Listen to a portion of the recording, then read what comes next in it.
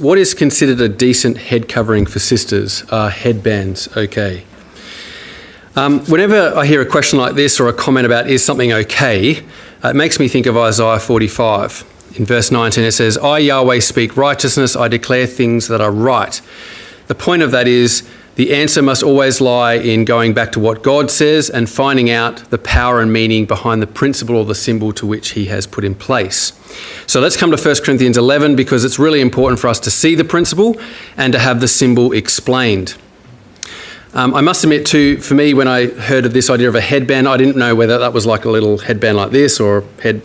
So hopefully we're going to move away from that because the principle hopefully will be the overpowering thing here.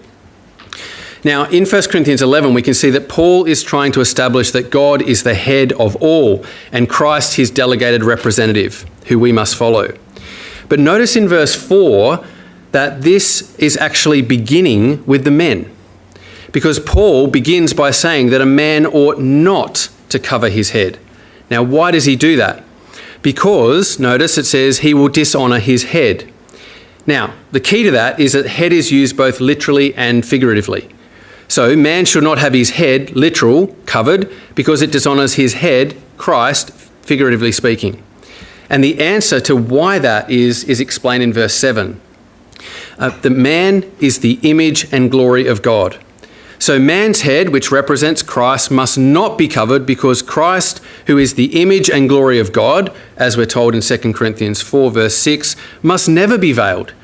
His glory in the ecclesia must be seen, not covered over.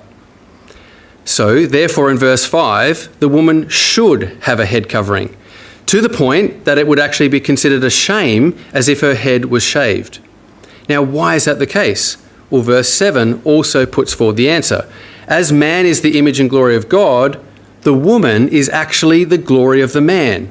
So this takes us back to creation, as Adam was created out of the ground first, and Eve, different from all the other animals, was taken actually out of Adam's side, not out of the ground. And therefore, it's an allegory of Christ and the ecclesia, as we're told in Ephesians 5. So the woman covers her literal head because she is showing that her figurative head, the man, ought to have his glory covered in the ecclesia. It has no place for the glory of man to be seen. So the sisters have a beautiful and vital role to show that the glory of man must be covered, put away, and only Christ's glory is to be reflected and seen in the ecclesia. What a really important and vital role that is.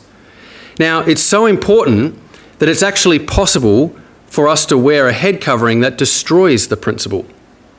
For instance, if you've ever watched the women that go to the races and the hats that they wear, the big, elaborate look-at-me hats, that is actually the very opposite to the biblical principle that is meant to be covering the glory of man, not accentuating it. So a decent head covering is one that covers the head. It's one that reflects the biblical principle. So regarding headbands, I think it's hard and also problematic to focus on what percentage of the head is covered. So therefore, I think the focus should be on the desire to uphold that principle so that that is seen. And that's why I think it's also important that 1 Corinthians 11 includes when it is important to wear that symbol. And there's two key things that are mentioned in 1 Corinthians 11. Notice it says when praying or prophesying. So that means when we're talking to God and God is talking to us through his word, when we have meetings like that, that is the time. You also notice in 3 times in this chapter it talks about when you come together. So it's not just defined to the memorial meeting, it's defined to ecclesial gatherings where that principle of God speaking to us and us speaking to God in prayer is seen. And I think it's sad that in every generation there have been those that have challenged this, because I think it's a beautiful and vital thing, and unfortunately people wear it less and less. And I think by so doing they can be, whether consciously or unconsciously, be allowing the very thing that the head covering is meant to teach us not to show in the ecclesia, e.g. the glory of man, to be seen. But yet when our sisters wear that head covering, they are reminding all of us that the glory of man, e.g. our own selfish ways and opinions, have no place in the ecclesia. And what should be seen here is our head, which is Christ, his image and his glory.